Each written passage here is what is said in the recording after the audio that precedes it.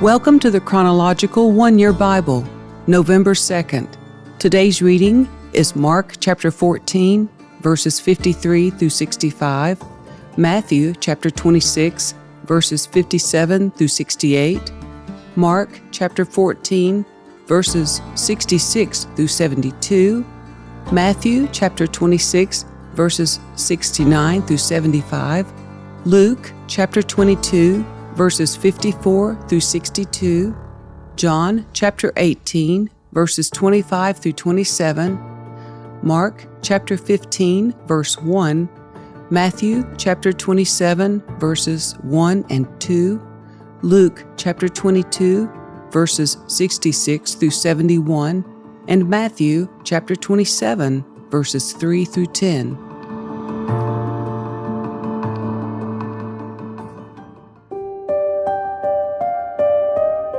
They took Jesus to the high priest's home, where the leading priests, the elders, and the teachers of religious law had gathered. Meanwhile, Peter followed him at a distance and went right into the high priest's courtyard.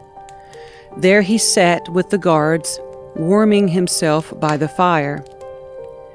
Inside, the leading priests and the entire high council were trying to find evidence against Jesus so they could put him to death. But they couldn't find any. Many false witnesses spoke against him, but they contradicted each other. Finally, some men stood up and gave this false testimony. "We heard him say, 'I will destroy this temple, made with human hands, and in 3 days I will build another, made without human hands.'" But even then, they didn't get their story straight. Then the high priest stood up before the others and asked Jesus, "Well, aren't you going to answer these charges? What do you have to say for yourself?" But Jesus was silent and made no reply. Then the high priest asked him, "Are you the Messiah, the Son of the Blessed One?" Jesus said, "I am, and you will see the Son of Man seated in the place of power at God's right hand and coming on the clouds of heaven." Then the high priest tore his clothing to show his horror and said, "Why do we need other witnesses? You have all heard his blasphemy. What is your verdict?" "Guilty!" they all cried. "He deserves to die." Then some of them began to spit at him, and they blindfolded him and beat him with their fists. "Prophesy to us," they jeered, and the guards slapped him as they took him away. Then the people who had arrested Jesus led him to the home of Caiaphas, the high priest, where the teachers of religious law and the elders had gathered. Meanwhile, Peter followed him at a distance and came to the high priest's courtyard. He went in and sat with the guards and waited to see how it would all end. Inside, the leading priests and the entire high council were trying to find witnesses who would lie about Jesus so they could put him to death. But even though they found many who agreed to give false witness, they could not use anyone's testimony. Finally, 2 men came forward who declared, "This man said, 'I am able to destroy the temple of God and rebuild it in 3 days.'" Then the high priest stood up and said to Jesus, "Well, aren't you going to answer these charges? What do you have to say for yourself?" But Jesus remained silent. Then the high priest said to him, "I demand in the name of the living God, tell us if you are the Messiah, the Son of God." Jesus replied, "You have said it, and in the future you will see the Son of Man seated in the place of power at God's right hand, and coming on the clouds of heaven." Then the high priest tore his clothing to show his horror and said, "Blasphemy! Why do we need other witnesses? You have all heard his blasphemy. What is your verdict?" "Guilty!" they shouted. "He deserves to die."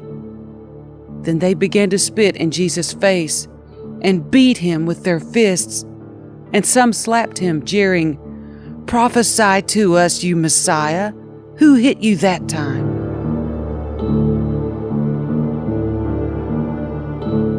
Meanwhile, Peter was in the courtyard below. One of the servant girls who worked for the high priest came by and noticed Peter warming himself at the fire. She looked at him closely and said, "You were one of those with Jesus of Nazareth." But Peter denied it. "I don't know what you're talking about," he said, and he went out into the entryway. Just then, a rooster crowed. When the servant girl saw him standing there, she began telling the others, "This man is definitely one of them." But Peter denied it again. A little later, some of the other bystanders confronted Peter and said, "You must be one of them because you are a Galilean." Peter swore, "A curse on me if I'm lying. I don't know this man you're talking about."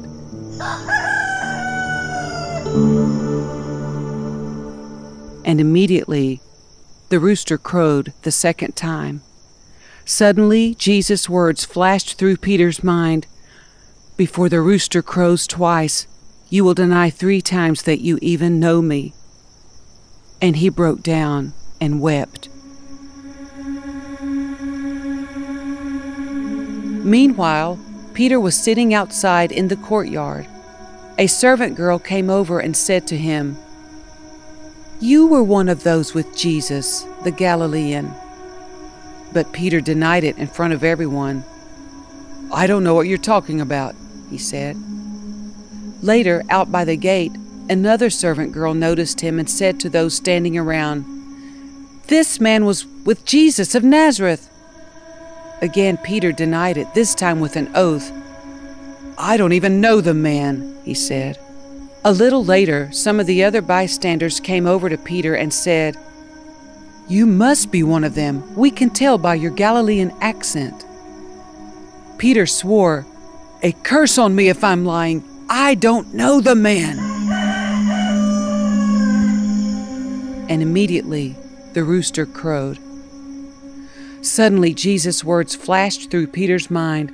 "Before the rooster crows, you will deny 3 times that you even know me." And he went away, weeping bitterly.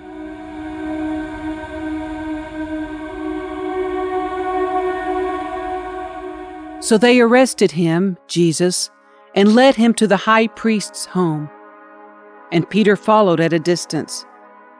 The guards lit a fire in the middle of the courtyard and sat around it, and Peter joined them there. A servant girl noticed him in the firelight and began staring at him. Finally, she said, "This man was one of Jesus' followers." But Peter denied it. "Woman," he said, "I don't even know him." After a while, someone else looked at him and said, "You must be one of them." "No, man, I'm not," Peter retorted. About an hour later, someone else insisted, "This must be one of them because he is a Galilean too." But Peter said, "Man, I don't know what you're talking about." And immediately, while he was still speaking, the rooster crowed. At that moment, the Lord turned and looked at Peter. Suddenly, the Lord's words flashed through Peter's mind. "Before the rooster crows tomorrow morning, you will deny 3 times that you even know me." And Peter left the courtyard, weeping bitterly.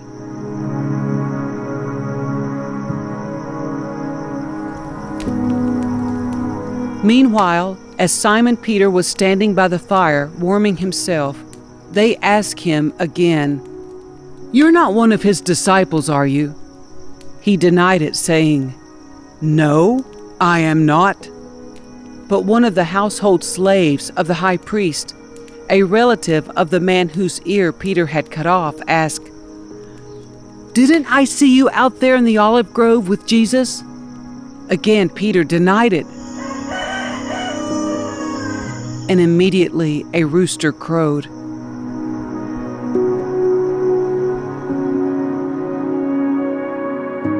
Very early in the morning, the leading priests, the elders, and the teachers of religious law, the entire high council, met to discuss their next step. They bound Jesus, led him away, and took him to Pilate, the Roman governor. Very early in the morning, the leading priests and the elders of the people met again to lay plans for putting Jesus to death. Then they bound him, led him away, and took him to Pilate, the Roman governor. At daybreak, all the elders of the people assembled, including the leading priests and the teachers of religious law. Jesus was led before this high council, and they said, "Tell us, are you the Messiah?" But he replied, "If I tell you, you won't believe me. And if I ask you a question, you won't answer. But from now on, the Son of Man will be seated in the place of power at God's right hand." They all shouted, "So are you claiming to be the Son of God?" And he replied, "You say that I am." "Why do we need other witnesses?" they said. "We ourselves heard him say it." When Judas, who had betrayed him, realized that Jesus had been condemned to die, he was filled with remorse. So he took the 30 pieces of silver back to the leading priest and the elders. "I have sinned," he declared, "for I have betrayed an innocent man." "What do we care?" they retorted. "That's your problem." Then Judas threw the silver coins down in the temple and went out and hanged himself. The leading priest picked up the coins. "It wouldn't be right to put this money in the temple treasury," they said, "since it was payment for murder." After some discussion, they finally decided to buy the potter's field, and they made it into a cemetery for foreigners. That is why the field is still called the Field of Blood. This fulfilled the prophecy of Jeremiah that says, "They took the 30 pieces of silver, the price at which he was valued by the people of Israel, and purchased the potter's field as the Lord directed."